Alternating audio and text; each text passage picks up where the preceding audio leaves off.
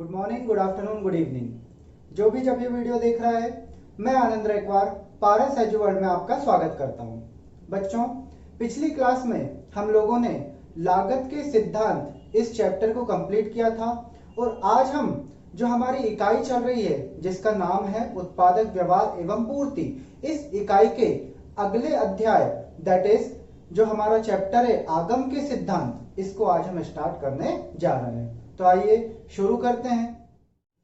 अब मेरी बात को समझना बेटा। सबसे पहले तो हमारी जो इकाई थी जिसका नाम था उत्पादक व्यवहार एवं पूर्ति, इसमें हमने सबसे पहला चैप्टर पढ़ा था उत्पादन के सिद्धांत, जिसमें हमने जाना उत्पादन क्या होता है और उत्पादन कितने प्रकार का होता है। मतलब वस्तुओं का हमने वहां उत्पादन क्या होता है ये सब चीजें जानी थी। अब बात आती है जब हमने उत्पादन किया तो उत्पादन करने में कुछ खर्चे आते हैं जिसे हम क्या बोलते हैं, लागत। इसीलिए उत्पादन के सिद्धांत के बाद हमारा अगला चैप्टर हमने पढ़ा था लागत के सिद्धांत, जिसमें हमने जाना वस्तु की लागत क्या होती है, लागतें कितने प्रकार की होती है, वगैरह वगैरह। अब वस्तु का उत्पादन हो गया, उसके खर्चे हो गए, मतलब लागत आ गई। अब क्या करेंगे, इस वस्तु को हम बेचेंगे। अब जब बेचेंगे तो बेचने पर हमें पैसा आएगा। भाई बनाने पर हमारा पैसा लगा था, हमने पैसा चुकाया था। हम कौन है, उत्पादक। तो उत्पादक हैं हम, तो हमने वस्तु बनाई थी तो उसमें कुछ खर्चा लगा था जिसे हमने क्या नाम दिया था, जिसे हमने नाम दिया था लागत। अब जब वस्तु बना के हम बाजार में बेचेंगे तो बेचने पर हमारे पास कुछ पैसा आएगा और उस पैसे को, जो पैसा हमारे पास आएगा उसी को हम क्या बोलेंगे, उसको हम बोलेंगे आगम। यानी आगम का मतलब कभी भी आप इस बात से मत लेना कि आगम मतलब आय या आगम मतलब लाभ। ना तो आगम आय होती है, ना ही आगम लाभ होता है। आगम क्या होता है कि किसी वस्तु को आपने बेचा तो उससे जो पैसा आया वही हमारा आगम होता है। एग्जाम्पल के लिए रुको, मेरे पास ये स्केल है, मैं ये स्केल लेता हूँ। जैसे मान लो ये मेरे पास स्केल है ना। ये स्केल, अगर इस स्केल को मैं मार्केट में ले जाके कितने में बेच देता हूं, मान लो बेच देता हूं मैं इसको 15 रुपए में। ये स्केल को मैंने कितने में बेच दिया, 15 रुपए में। तो 15 रुपए जो मेरे पास आए वही क्या होगी, इस स्केल की, इस उत्पादन की जो स्केल बना था उसकी क्या कही जाएगी, आगम कही जाएगी। तो अब आगम का मीनिंग क्या हुआ मैं बोलता हूं। तो एक फर्म द्वारा अपनी वस्तु का विक्रय करने पर जो भी राशि प्राप्त होती है, जितना भी पैसा आया, उसी राशि को क्या कहा जाता है, आगम कहा जाता है। तो इसका मतलब एक तरीके से ये हुआ कि इस स्केल का जो विक्रय मूल्य है 15 रुपए, वही इसकी क्या कहलाएगी, आगम कहलाएगी। तो हम इन शॉर्ट या अपने शब्दों में बोल सकते हैं कि किसी वस्तु का विक्रय मूल्य ही उस वस्तु की आगम राशि कहलाता है। तो हमें पर ऐसा बोलना नहीं है ना, ये केवल दिमाग में समझने के लिए बोलना। हमको ये लैंग्वेज है कि एक फर्म द्वारा अपनी वस्तु का विक्रय करने पर फर्म को जितनी भी राशि प्राप्त होती है उसी राशि को आगम कहा जाता है ना। और आगम तथा लागत और लाभ, इन सब में संबंध होता है, लेकिन सब अलग अलग होती हैं। संबंध होता है पर सब क्या होती हैं, अलग अलग होती हैं। जैसे आपने अकाउंट्स में पढ़ा होगा, क्या पढ़ा होगा कि कुछ हमारी, पहले तो वस्तु को उत्पादन करो तो हमारे को लागत आती है। मान लो इस पेन को ये जो स्केल है इसको बनाने की लागत आई थी 10 रुपए। इस लागत में मैं लाभ जोड़ा होऊंगा कितने रुपए का, 5 रुपए का। और फिर मार्केट में मैं इसको कितने में बेच रहा हूँ, 15 रुपए में बेच रहा हूँ। मतलब लागत में लाभ को जोड़ दो तो जो राशि आती है उसे हम क्या बोलते हैं, उसे हम बोलते हैं आगम। लागत में लाभ की राशि, आय की राशि जोड़ दो तो जो राशि बनती है उसे ही हम क्या बोलते हैं, आगम बोलते हैं। या फिर हम ऐसा बोल सकते हैं कि अगर आगम में से आप लागत को घटा दो, आगम कितना था मेरा, 15 रुपए, लागत को आप घटा दो, लागत कितने रुपए आई थी इसको बनाने की, मेरी 10 रुपए, तो जो राशि निकल के आती है वो होती है लाभ। तो मैं बोल सकता हूं लागत प्लस लाभ बराबर होता है आगम। या फिर मैं बोल सकता हूं आगम माइनस लाभ बराबर होता, सॉरी, आगम माइनस लागत बराबर होती है आपकी लाभ। तो कुल मिला के हम ये बोल सकते हैं कि आगम और लागत, इसका अंतर ही आपका लाभ कहलाता है। आगम और लागत, इसका अंतर हमारा क्या कहलाता है, लाभ कहलाता है। तो आगम का मतलब समझ गए बेटा, किसी वस्तु को बेचा, जितना भी पैसा मिला उसी को हम बोलते हैं आगम। अब बात आती है आगम के प्रकार। कि आगम कितने प्रकार के होते हैं। तो वैसे जैसे अभी तक आप पढ़ते आ रहे उत्पादन के प्रकार, औसत, सीमांत, कुल, इसी तरह लागत में भी आपने पढ़े होगा औसत लागत, कुल लागत, सीमांत लागत। ठीक इसी तरह हम आगम में भी 3 प्रकार के आगम पढ़ने वाले हैं। एक पढ़ेंगे हम कुल आगम, एक पढ़ेंगे हम औसत आगम, और फिर लास्ट में पढ़ेंगे हम सीमांत आगम। कौन कौन से? कुल आगम, औसत आगम और सीमांत आगम। तो एक एक करके देखते हैं। सबसे पहले बात करते हैं कुल आगम। तो कुल आगम का मतलब क्या होगा कि आपकी फर्म ने जितनी भी वस्तु बेची उनसे सबको मिला दो, उनसे जितना भी आगम आ रहा है सभी आगमों को जोड़ दो। कुल है तो जोड़ना पड़ेगा, तो जितने भी आगम आए सबका टोटल कर दो, वही आपकी बन जाएगी क्या? कुल आगम। क्या कहे हमने कहे आपसे कि जितने भी हमारी वस्तु थी, तो हर एक वस्तु को बेचेंगे, हर एक वस्तु से आगम आएगी, तो जितनी भी वस्तु बेची उनसे जितना भी आगम आया सारे आगमों का सम कर दो, टोटल कर दो, तो सभी आगमों का योग क्या कहलाएगा? आपका कुल आगम कहलाएगा है। एग्जाम्पल के लिए जैसे ये स्केल है, मैंने ऐसे, मेरे स्केल कितने थे? 15 रुपए के थे, तो ऐसे स्केल मैंने 20 बेच दिए। कितने स्केल बेच दिए? 20 स्केल। एक स्केल बेचूंगा तो कितने रुपए आएंगे मेरे पास? मेरे पास आएंगे 15 रुपए। तो 20 स्केल बेचूंगा तो मेरे पास कितने आएंगे? मेरे पास आएंगे टोटल 300 रुपए। तो क्या किया मैंने? हर एक स्केल को बेचा, और स्केल को बेचने के बाद मुझे 15 रुपए आते गए 15 रुपए क्या होती है? मेरी आगम। तो वो जितनी भी आगम है आई मेरी 20 स्केल को बेचने की, वो सारे 20 स्केल को बेचने पर जो 20 बार मेरी आगम आई, वो 20 बार की आगम यानी 15 रुपए को 20 बार में योग कर दूं, जोड़ दूं, तो उसे ही मैं क्या बोलूंगा? उसे ही मैं बोलूंगा हमारी कुल आगम। तो कुल आगम क्या हुई कि किसी वस्तु की, ये एक स्केल है वस्तु, इसकी बहुत सारी इकाइयां, एक से अधिक इकाइयां जब हम बेचते हैं, तो जितनी भी इकाइयां बेची यानी सभी इकाइयां, मेरे एग्जांपल में कितनी है? 20, तो वो 20 की 20 इकाइयां बेचने पर जितना भी आगम प्राप्त हुई मुझे, उन सभी आगमों का योग कर दो। तो ये मेरे 15 जो 20 बार मुझे आगम में प्राप्त हुई थी, इनका मैंने योग कर दिया, तो वो आया 300 रुपए। ये 300 रुपए ही क्या कहलाएगी? मेरी कुल आगम कहलाएगी। एग्जाम्पल ध्यान रखना, क्योंकि यही सीमांत में भी काम आएगा और यही हमारे कुल औसत में भी काम आएगा। समझे? तो कुल आगम का मीनिंग क्या हुआ कि किसी वस्तु की सभी इकाइयां बेचने पर जितना भी आगम प्राप्त होते हैं, उन सभी आगमों का योग कुल आगम कहलाता है। अच्छा, ये जो 300 रुपए आए मेरे, है ना, अभी आए ना 300 रुपए कुल आगम, ये हमने कैसे किए? हमने देखा 20 स्केल बेचे, तो 20 क्या है? हमारे उत्पादन या विक्रय की इकाइयां 20, और 20 स्केल में प्रति इकाई कितने रुपए मुझे आगम मिला? प्रति इकाई मुझे आगम मिला कितने का? 15 रुपए का। तो हम ये बोल सकते हैं कि 20 गुणित 15 बराबर आया हमारा 300। तो हमने जो कुल आगम है वो कैसे निकाला? 20 स्केल 15 रुपए के हिसाब से बेचे, तो हमारा जो आगम आ गया वो आया कितने रुपए? 300 रुपए। ये तो हमारा कुल आगम। अब हम बात करेंगे कि इसकी सीमांत औसत आगम की बात करते हैं। पहले औसत आगम की अगर हम बात करें, तो औसत आगम क्या है? औसत आगम बताएगा कि एक स्केल को बेचने से हमें कितने रुपए प्राप्त होते हैं, मतलब कितनी आगम प्राप्त होती है। कि अगर वस्तु के उत्पादन की एक इकाई का विक्रय किया जाए, तो एक इकाई का विक्रय करने पर हमें जितनी भी आगम प्राप्त होगी, वही आगम हमारी क्या कहलाती है? औसत आगम कहलाती है। तो औसत आगम को मैं बोल सकता हूं आगम प्रति इकाई विक्रय। क्या बोले?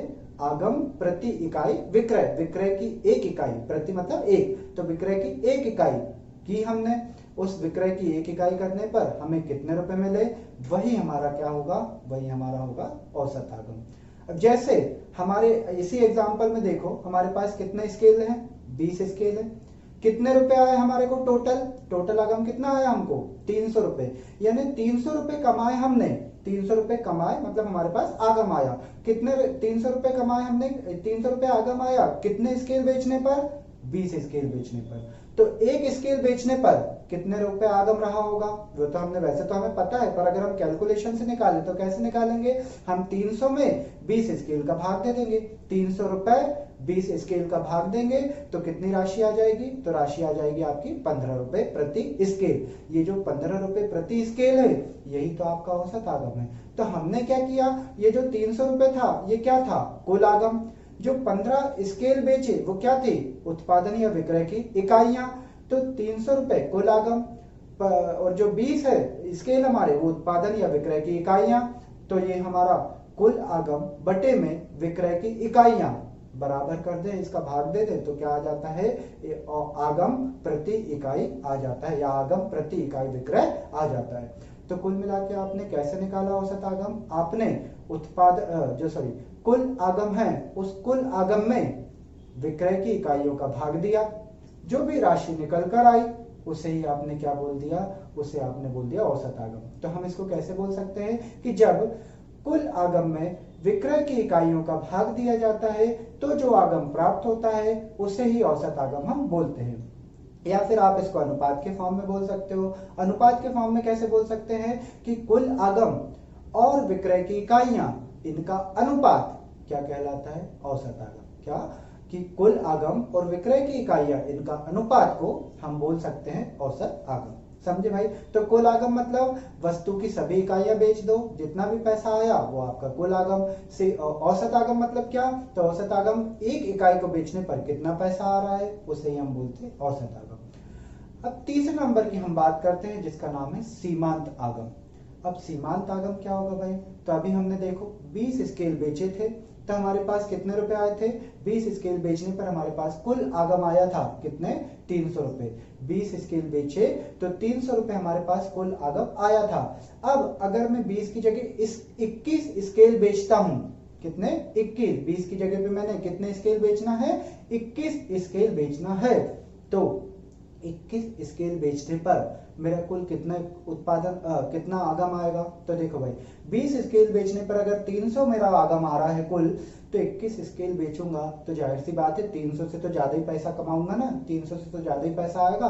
तो एग्जांपल के लिए मैं लिख लेता हूं 310 रुपए। कितने लिख लिए मैंने, 310। अब ये मत बोलना सर स्केल तो 15 का एक है तो 20 स्केल बेचे तो 300 आएंगे, तो 21 स्केल बेचने पर 315 आना चाहिए, नहीं वो बात की बात है। क्यों नहीं आ रहा, क्यों आ रहा, वो अपन देखेंगे कल और परसों की क्लास में। अभी तो बस इतना पक्का है कि अगर मैंने 20 स्केल बेचे, मुझे 300 रुपए मिले, तो 21 स्केल बेचूंगा तो पक्का 300 से ज्यादा रुपए ही मुझे मिलेंगे। बस इतनी चीजें हमको दिमाग में अभी रखनी है। तो 21 स्केल बेचने पर हमें कितने रुपए मिल रहे हैं, 300 से ज्यादा, कितने, 310 रुपए। तो देखो अगर 20 स्केल बेचे तो हमारा कुल आगम कितना था, 300 रुपए। 21 स्केल बेचे तो हमारा कुल आगम कितना दिख रहा है, हमें कुल आगम दिख रहा है 310 रुपए। तो इसका मतलब एक एक्स्ट्रा स्केल बेचने पर मुझे 10 रुपए एक्स्ट्रा मिल रहे हैं। क्या, एक एक्स्ट्रा स्केल बेचने पर मेरा कुल आगम कितने रुपए से बढ़ रहा है, 10 रुपए से बढ़ रहा है। ये जो 10 रुपए से मेरा कुल आगम बढ़ा ना, इसी को बोलता हूं मैं सीमांत आगम। मतलब ये है कि अगर आपने ये जो विक्रय है या उत्पादन, कुछ भी बोलो फर्क नहीं पड़ता, विक्रय की एक इकाई बढ़ाई, 20 से 21 करी, तो आपके कुल आगम में जितनी भी वृद्धि हुई, जितना भी परिवर्तन हुआ, उसी को आप क्या बोलोगे, उसी को आप बोलोगे सीमांत आगम। तो मैं सीमांत आगम क्या बोलूंगा कि विक्रय की एक इकाई बढ़ाने पर कुल आगम में जो भी वृद्धि या परिवर्तन होता है उसे ही हम सीमांत आगम बोलते हैं। विक्रय की एक इकाई अगर बढ़ा दी तो उस एक इकाई बढ़ाने पर हमारे कुल आगम में जितना भी परिवर्तन या जितना भी वृद्धि होती है, उसी वृद्धि को हम क्या बोलते हैं, सीमांत आगम बोलते हैं। समझे भाई आप इस चीज को। तो अब तक आपने क्या देखा कि हमारे आगम का मतलब क्या होता है और आगम कितने प्रकार के होते हैं। आगम के मतलब में हमने क्या जाना कि अगर किसी वस्तु का हम विक्रय कर दें तो उससे हमें जो भी राशि प्राप्त हो, हमें मतलब फर्म को या उत्पादक को या विक्रेता को जो भी राशि प्राप्त होती है उसे ही हम क्या बोलते हैं, आगम बोलते हैं। और फिर हमने जाना कि आगम कब आता है, जब आप लागत में अपना लाभ जोड़ दो। तो लागत में अगर आप लाभ जोड़ दो तो जो राशि आती है उसे ही हम बोलते हैं आगम, है ना। एक्चुअल में ये विक्रय मूल्य ही होता है, क्योंकि लागत में लाभ जोड़ दो तो विक्रय मूल्य आता है, पर हम विक्रय मूल्य वर्ड यूज नहीं करेंगे, हम क्या वर्ड यूज करेंगे, यहाँ आगम वर्ड यूज करेंगे। तो हम बोलेंगे कि अगर लागत में लाभ जोड़ दो तो क्या आ जाता है हमारा आगम, या फिर हम बोल सकते हैं कि आगम में से हम लागत को घटा दें तो जो राशि निकल के आती है वो होती है हमारी लाभ। तो हम ये बोल सकते हैं कि आगम और लागत, इसका अंतर क्या कहलाता है, लाभ कहलाता है। फिर आगे बात करी थी हमने आगम कितने प्रकार के होते हैं, तो हमने जाने आगम 3 प्रकार के होते हैं। एक होता है हमारा कुल आगम, एक होता है हमारा औसत आगम और फिर होता है हमारा सीमांत आगम। कुल आगम में हमने जाना कि एक फर्म अपनी जितनी भी जो वस्तु है उस वस्तु की सभी इकाइयों को बेच दे, तो उन सभी इकाइयों को बेचने पर उसे जितने भी आगम प्राप्त हो रहे हैं उन सभी आगमों का योग क्या कहलाता है? कुल आगम कहलाता है। इसका हमने फॉर्मूला भी बनाया था। फॉर्मूला क्या कि कुल आगम बराबर विक्रय की कुल इकाइयां, विक्रय की समस्त इकाइयां गुणित क्या करेंगे हम इसमें? आगम प्रति इकाई या प्रति इकाई विक्रय मूल्य, कि एक का विक्रय मूल्य बाकी गुणा कर दो सभी विक्रय की इकाइयों में, तो क्या आ जाएगा? हमारा कुल आगम आ जाएगा।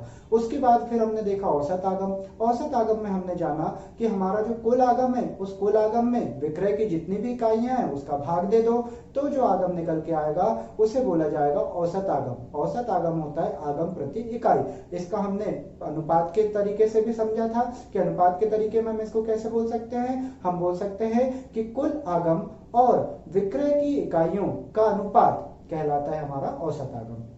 फिर हम आए थे सीमांत आगम पे। सीमांत आगम में हमने जाना कि आपका जितना भी विक्रय है उसमें अगर आप एक इकाई बढ़ा दो, एक इकाई एक्स्ट्रा बेच दो, तो एक इकाई एक्स्ट्रा बेचने पर आपका जो कुल आगम है उसमें जितना भी चेंज हो जाए, जितनी भी वृद्धि हो जाए, जो भी परिवर्तन हो जाए, वो परिवर्तन कुल आगम का वही परिवर्तन क्या कहलाता है? हमारा सीमांत आगम कहलाता है। तो विक्रय की एक इकाई बढ़ाने पर हमारे कुल आगम में होने वाला परिवर्तन कहलाता है हमारा सीमांत आगम। इस तरीके से यहां आपके कंप्लीट हुए आगम और आगम के प्रकार। अब जो आपको पढ़ना है वो पढ़ना है कि ये जो आगम है वो विभिन्न बाजारों में किस तरीके से व्यवहार करता है। मतलब अगर अलग अलग प्रकार के बाजारों में अलग अलग प्रकार से आगम हमारा व्यवहार करता है, तो हमारा आगम अलग बाजारों में किस तरीके से व्यवहार करेगा वो हमको समझना है। पर आगम बाजार में किस तरीके से व्यवहार करेगा इसके लिए तो ये जरूरी है कि हमको बाजार का मतलब पता हो, और बाजार तो हमारी आगे वाली इकाइयों में हमको पढ़ना है ना। ये जो उत्पादन एवं पूर्ति जब ये कंप्लीट होगा उसके बाद हमको क्या पढ़ना है? उसके बाद हमको यही चैप्टर तो पढ़ना है, बाजार एवं बाजार के स्वरूप, है ना। तो अब सवाल ये है कि भाई हमें आगम में ये पढ़ना है कि बाजारों में अलग अलग बाजारों में आगम किस तरीके से होता है, और जो बाजार है वो तो हमारी अगली इकाई का चैप्टर है। तो हम क्या करेंगे? तो देखो भाई, बाजार हमारी अगली इकाई का चैप्टर है, हमें मालूम है, लेकिन हमें यहाँ जो आगम पढ़ना है वो पूरे बाजार में नहीं पढ़ना है। केवल दो प्रकार के बाजार होंगे, उन दो प्रकार के बाजारों में आगम किस तरीके से व्यवहार करता है वो हमको यहाँ पर देखना है। और किस तरीके से व्यवहार करता है, कौन कौन से बाजार हैं, ये दोनों ही चीज हम नेक्स्ट क्लास में देखेंगे, है ना। क्योंकि अगर मैं इस क्लास में इस बाजार के ये जो आगम और बाजार इनको समझाने लगा तो क्लास हमारी बहुत लंबी हो जाएगी, इसलिए मैं क्लास को अभी यहाँ खत्म कर रहा हूँ। लेकिन मैंने आपको ये चीज बता दी कि आगम जो आप पढ़ने वाले हैं वो ऐसा पढ़ने वाले हैं जो कि आने वाली इकाई से संबंधित होगा। मतलब मुझे आने वाली इकाई के बारे में थोड़ा सा आपको बताना पड़ेगा, तभी आपको ये जो आगम है विभिन्न बाजारों में किस तरह व्यवहार करता है ये समझ आएगा। हाँ, मैं अभी आपको इतना हिंट दे सकता हूं कि आप जो बाजार पढ़ने वाले हैं इस चैप्टर में, इस चैप्टर मतलब आगम वाले चैप्टर में जो बाजार पढ़ने वाले हैं वो बस दो प्रकार के बाजार पढ़ेंगे, एक पूर्ण प्रतियोगिता वाला बाजार और एक अपूर्ण प्रतियोगिता वाला बाजार। कि पूर्ण प्रतियोगिता वाले जो बाजार होते हैं उसमें आगम किस तरीके से व्यवहार करता है, और जो अपूर्ण प्रतियोगिता वाला बाजार होता है उसमें जो हमारा आगम है वो किस तरीके से व्यवहार करता है। अब ये पूर्ण प्रतियोगिता वाला बाजार क्या होता है, अपूर्ण प्रतियोगिता वाला बाजार क्या होता है, ये सब डिटेल में तो हम वहां पढ़ेंगे। लेकिन यहाँ जब मैं आपको आगम पढ़ाऊंगा कि पूर्ण प्रतियोगिता में आगम कैसे व्यवहार करता है, तब मैं थोड़ा सा आपको पूर्ण प्रतियोगिता बताऊंगा। जब मैं आपको बताऊंगा कि अपूर्ण प्रतियोगिता में आगम किस तरीके से रिएक्ट करता है, तब मैं थोड़ा सा आपको अपूर्ण प्रतियोगिता भी बता दूंगा। लेकिन पूर्ण प्रतियोगिता, अपूर्ण प्रतियोगिता या जितने भी प्रकार की प्रतियोगिता या जितने भी प्रकार के बाजार हैं, ये सब तो हम बाजार एवं बाजार के स्वरूप जो चैप्टर होगा वहां पर उनको अच्छे से पढ़ेंगे। ठीक है, तो कल की क्लास में हम क्या पढ़ने वाले हैं भाई? कल की क्लास में हम पढ़ने वाले हैं कि पूर्ण प्रतियोगिता में आगम किस तरह से निर्धारित होता है, या आगम किस तरह से मतलब कहना चाहिए काम करता है, ये हमको समझना है। और उसके अगली वाली क्लास में हम देखेंगे अपूर्ण प्रतियोगिता में आगम किस तरीके से कार्य करता है।